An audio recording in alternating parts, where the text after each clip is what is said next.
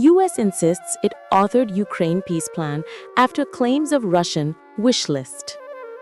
US Secretary of State Marco Rubio has insisted that a proposed 28-point plan to end the Ukraine war, which has been widely viewed as favorable to Russia, was authored by the US. It comes after a group of senators said they had been told by Rubio that the draft, which one said he described as a Russian wish list, did not reflect Washington's position. Rubio later distanced himself from those claims and said the plan came from the US and was based on input from both Russia and Ukraine. His intervention came as he flew to Geneva in Switzerland for talks with Ukrainian and European security officials on the plan, which US President Donald Trump has called for Kyiv to agree to swiftly. Ukraine's allies in Europe have pushed back on major provisions in the draft, which has not been made public, but details of which have been widely leaked. It includes Ukraine agreeing to withdraw troops from eastern areas which Russia has been unable to take by force, and to limit the size of its armed forces. On Saturday, Republican Senator Mike Rounds said Rubio had told a group of lawmakers that the draft plan was not U.S. policy. He told the Halifax Security Forum, "What Rubio had told us was that this was not the American proposal." Rounds said he had been assured that the plan was presented to Steve Witkoff, who acts as Trump's overseas diplomatic envoy, by someone representing Russia. The senator continued, "It is not our recommendation. It is not our peace plan." Shortly after, State Department spokesperson Tommy Pigott said Rounds' account of his conversation with Rubio was blatantly false. He wrote on X, "As Secretary Rubio and the entire administration has consistently maintained, this plan was authored by the US, with input from both Russia and Ukraine." Rubio then posted on social media himself, saying, "The peace proposal was authored by the US. It is based on input from the Russian side, but it is also based on previous and ongoing input from Ukraine." On Saturday, Trump, who has made securing a deal to end the conflict a central foreign policy goal during his second term, said the plan did not represent a final offer for Ukraine, having previously said President Volodymyr Zelensky will have to approve it.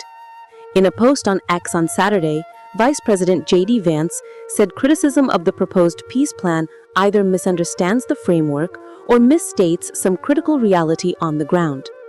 He said there is a fantasy that if we just give more money, more weapons, or more sanctions, victory is at hand, adding that peace will not be made by politicians living in a fantasy land. When details of the 28-point plan first emerged, Zelensky warned that his country faced one of the most difficult moments in our history over U.S. pressure to accept it, while Russian President Vladimir Putin said it could form the basis of an agreement. Trump previously gave Ukraine until Thursday to approve the proposal, though said that deadline could be extended if talks progress. Both Rubio and Witkoff will attend the Geneva meeting on Sunday alongside security officials from the UK, France, and Germany, as well as Ukraine.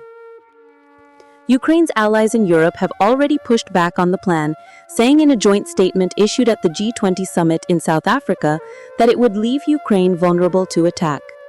It said the plan had elements essential for a just and lasting peace, but would require additional work, citing concerns over border changes and caps on Ukraine's army. The statement was signed by the leaders of Canada, Finland, France, Ireland, Italy, Japan, the Netherlands, Spain, the UK, Germany, and Norway. 2 senior EU officials were also among the signatories.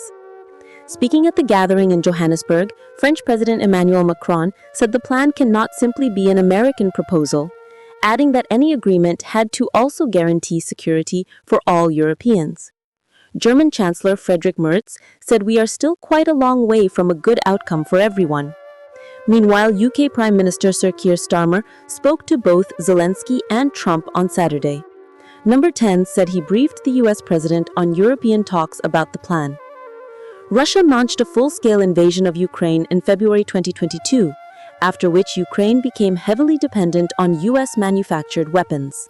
In its current form, the plan would see Ukrainian troops withdraw from the part of the eastern Donetsk region that they currently control and de facto control of Donetsk as well as the neighboring Luhansk region and the southern Crimea Peninsula annexed by Russia in 2014. The plan also includes freezing the borders of Ukraine's southern Kherson and Zaporizhia regions along the current battle lines. Both regions are partially occupied by Russia. Kyiv would receive reliable security guarantees, the plan says, although no details have been given. The document says it is expected that Russia will not invade its neighbors and NATO will not expand further. On Saturday, Zelensky announced that his head of office, Andriy Yermak, would lead Ukraine's negotiating team for future talks on a peace deal, including any that may involve Russia. He said, "Our representatives know how to defend Ukraine's national interests and exactly what must be done to prevent Russia from launching a third invasion, another strike against Ukraine."